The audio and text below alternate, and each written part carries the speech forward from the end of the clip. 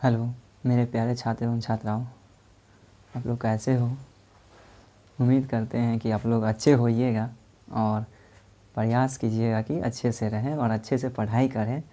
और आज मैं आप लोगों के सामने मैथ्स का सबसे बेसिक मतलब गणित किसे कहते हैं यहाँ से आप लोगों को स्टार्ट करने वाला हूँ।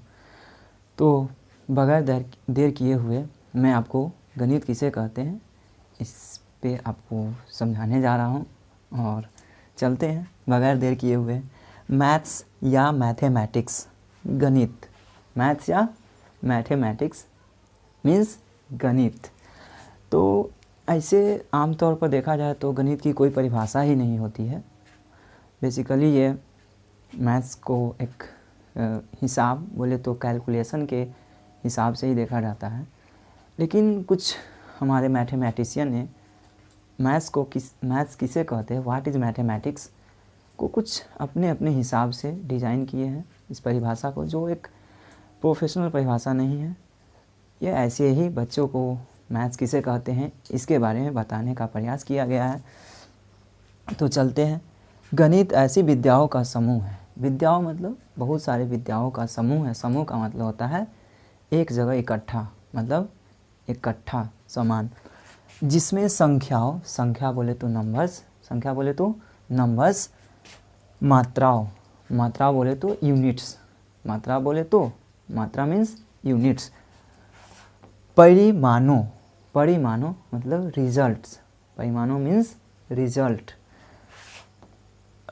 रूपों मतलब शेप मीन्स शेप होगा, एंड और अनेक आपसी रिश्तों गुणों मीन्स आपसी रिश्तों और गुणों, जिसे में रिलेशन बताना, जिसे में x + y = 16। तो यहाँ पे x और y का रिलेशन, जिसे में आप लोग त्रिभुज पढ़ते होइएगा उसमें रिलेशन पढ़ते हैं। तो आपसी रिलेशन, रिश्तों, स्वभावों नेचर उसका कैसा है, मतलब कैसा, अगर गणित पढ़ रहे हैं तो उसका उस सवाल का नेचर कैसा है या फिगर का नेचर कैसा है, इसके बारे में इत्यादि का अध्ययन करते हैं। मतलब इत्यादि का अध्ययन करते हैं। तो सब कहाँ पे हम अध्ययन करते हैं हम लोग? तो मेरे प्यारे बच्चों गणित में। कहाँ पे? गणित में हम लोग अध्ययन करते हैं। तो ये रहा आप लोगों को गणित किसे कहते हैं इसका परिभाषा। आमतौर पे गणित की कोई परिभाषाएं नहीं होती है, लेकिन कुछ प्रोफेशनल मतलब कुछ हमको कोई पूछ दे कि गणित किसे कहते हैं, तो इसको एक ढंग से बताने के तौर तरीका हमने आपको बताया है। सबसे पहले आपको गणित एक अमूर्त या निराकार और निगमनात्मक प्रणाली है। सबसे पहले हम समझते हैं अमूर्त क्या होता है। अमूर्त जिसका कोई शेप ना हो। शेप का मतलब होता है, शेप मीन्स आकृति ना हो। या निराकार का भी मतलब होता है कोई भी आकृति, मतलब उसका कोई रचना ही नहीं होती है, निराकार होती है। और निगमनात्मक का मतलब होता है, निगमनात्मक मीन्स होता है एक जगह से दूसरे जगह, यानी एक से दूसरे में कन्वर्टिंग करना, डैट इज़ कॉल्ड निगमनात्मक। प्रणाली है, प्रणाली का मतलब जैसे मान लीजिए ना एक से दूसरे में कन्वर्टिंग करना, डैट इज़ कॉल्ड प्रणाली। आगे है, जब ये हम लोग पढ़ लेते हैं तो कुछ गणित की मुख्य शाखाएँ हैं। मुख्य शाखाएँ बोले तो उसका कुछ पार्ट है जो हम लोग आगे जैसे जैसे आगे के क्लास में जाते हैं वैसे वैसे हमको उसके प्रकार को पढ़ना पड़ता है। तो उसी को देखते हैं। गणित की कई शाखाएँ हैं, बहुत सारी शाखाओं हैं। पहला है अंक गणित, मतलब मीन्स अरिथमेटिक। अंक गणित का इंग्लिश होता है अरिथमेटिक। उसके बाद है रेखा गणित। और सबसे पहले हम जानते हैं कि अंक गणित में क्या क्या पढ़ना होता है। तो संख्याओं के बारे में हम लोग अध्ययन करते हैं, किसमें? अंक गणित में। संख्या और उसके गुणों के बारे में जहाँ पे हम अध्ययन करेंगे उसको बोलेंगे अंक गणित। इसके बाद है रेखा गणित या ज्यामिति। रेखा गणित या ज्यामिति मीन्स जियोमेट्री। इसमें हम लोग कुछ फिगर, उसके रूप, आकृति और आकार के बारे में पढ़ते हैं, जिसको बोलते हैं रेखा गणित। ओके। बीजगणित, अलजेब्रा। बीजगणित मीन्स अलजेब्रा, जिसमें हम लोग एक्स और वाई में संबंध को दर्शाते हैं, यानी एक्स वाई रिलेटेड, चर और अचर से रिलेटेड पढ़ते हैं, उसको हम लोग बोलते हैं बीजगणित। बीजगणित में ही हम लोग ये सारे चीज़ को पढ़ते हैं। इसके बाद है सांख्यिकी, स्टैटिस्टिक्स। सांख्यिकी मीन्स स्टैटिस्टिक्स या सिर्फ बोलिए स्टैटिक्स।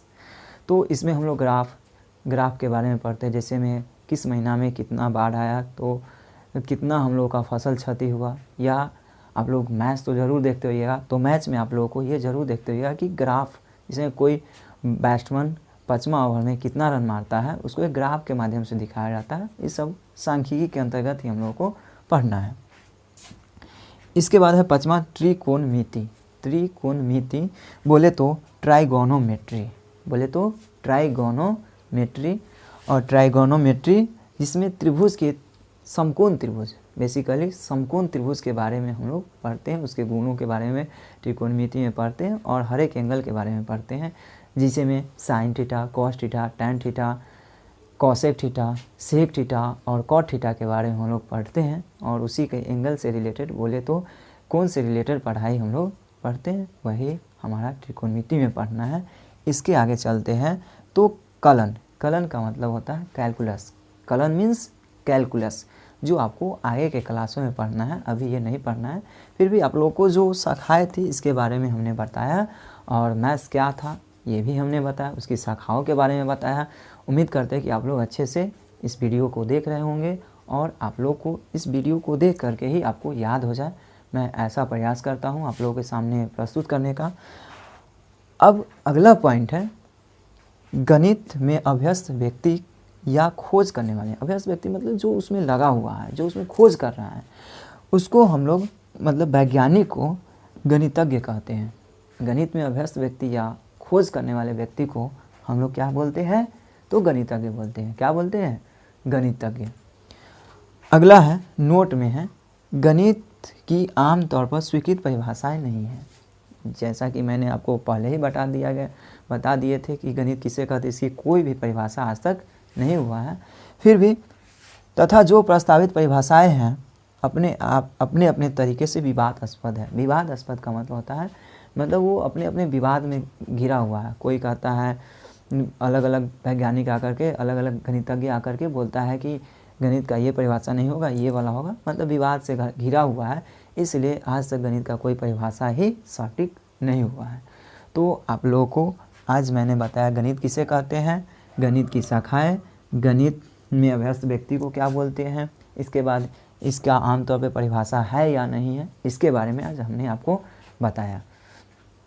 तब तक के लिए आप लोग मेरे चैनल को सब्सक्राइब, लाइक, शेयर, कमेंट करें। तब तक के लिए मिलते हैं नेक्स्ट वीडियो में। तो till then take care, thank you, bye bye.